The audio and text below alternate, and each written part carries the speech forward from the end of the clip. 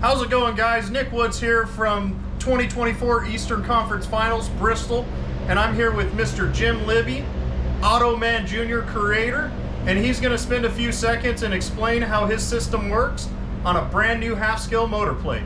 Jim, go ahead and tell everybody what this thing is. All right, so this is a quick disconnect for junior dragsters. What it does is it disconnects the chain from the driven pulley so that you can leave the belt on and simply actuate this mechanism right here to take it out of gear and put it in gear, or unlocked and locked. It's as simple as that. This button right here unlocks the handle and allows it to slide on the shaft, which is also the jack shaft. That is where the entire locking mechanism exists. So it's locked. This would be the locking position. As you can see in there, it's all the way onto the shaft. This would be the unlocked position.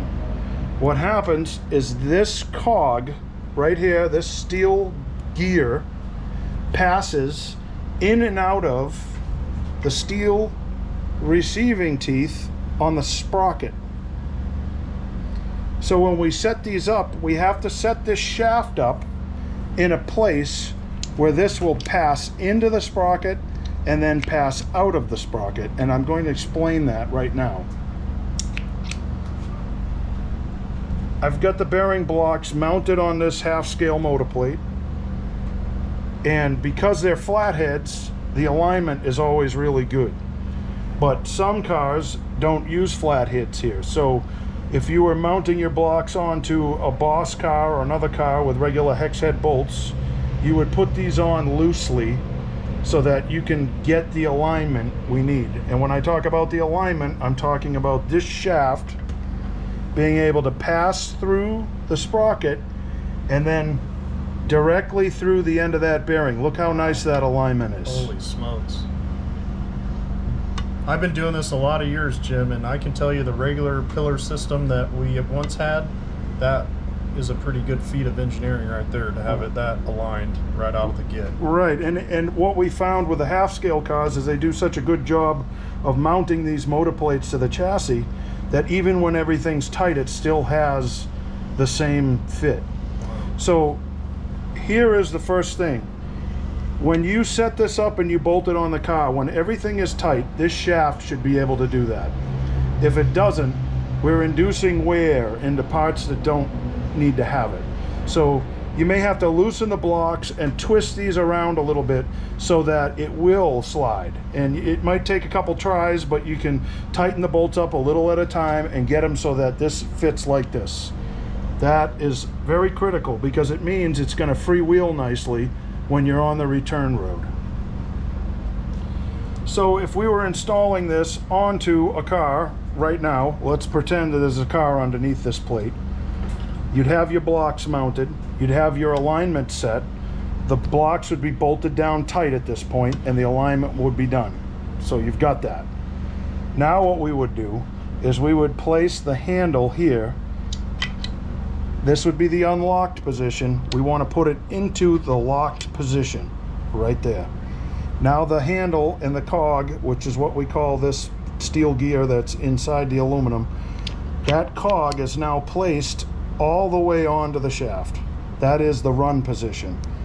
So what we want to do at that point is we're going to take the provided long spacer and a stop collar.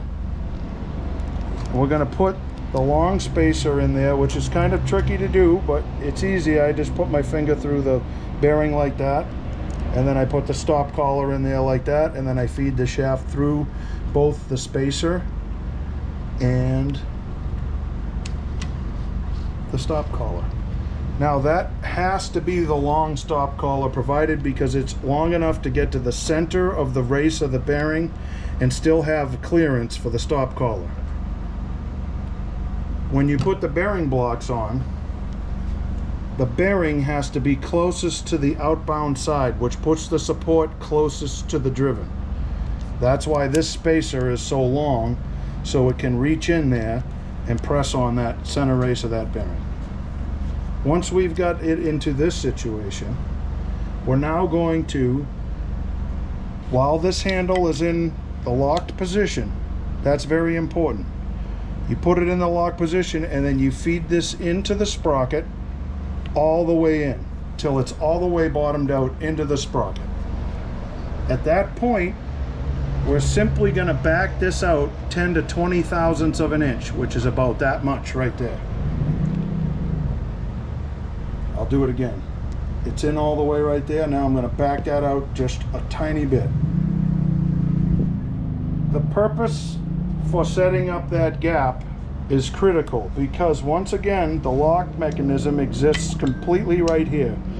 So if this cog bottoms out on the bottom of the sprocket before it gets to the locked position, which is right there, this could come out on you while it was in, while you were on the racetrack, while you're driving around, whatever.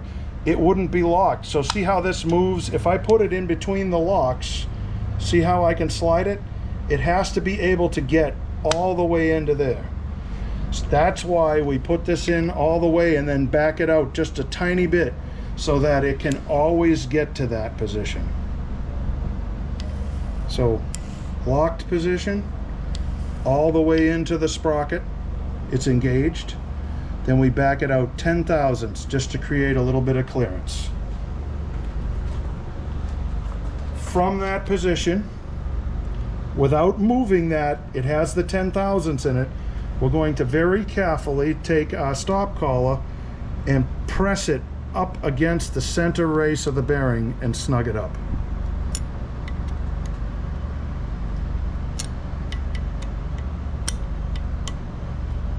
So he still has his distance here. He's got that locked down. Right. So now this is preventing that from going in so far that the teeth bottom out in the sprocket on the cog. And that means if I hold pressure on the shaft right now, I can unlock it and the shaft and the sprocket spin independently of each other. And then when I lock it, the button always pops out so that it will lock. That button has to pop out. Let's highlight that a little bit. Right now it's in between locked positions. Watch the button when I get to the unlocked position. See how it pops out and clicks? Now it's locked. Let's put it to the inbound position, the engaged position. See the button pop out? If that button does not pop out, this is not locked. And that 10 thousandths play we just created in there is established by this stop collar and that spacer to the bearing. Now the second half, which is just as important as this, these would need to be tight, race ready tight.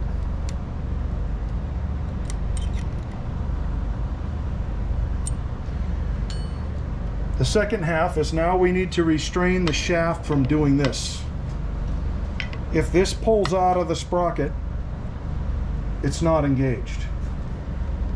So now we have to restrain the shaft.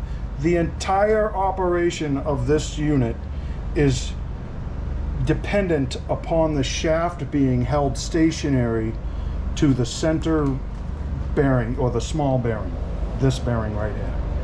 We provide a spacer that will go in there, and this is where you can either put your driven on if you need to create the alignment. If you're going to run it like that, you have to have a stop collar on the outside of the driven, and you have to set your driven up with no axial play. I run mine like that. Everyone that we put these on, they run them like that, and it's never an issue. If you take the time to set the spacers and get your alignment of your driven pulley to the engine, to the clutch, you don't need this thing to float around. So it has to be tight. And what I like even more about that is as the sheave heats up, it expands and it clamps the center race of that bearing even tighter. So the bottom line is the shaft cannot move once this is set up. We cannot do this right here. We do not want any play whatsoever. This has to be all the way in.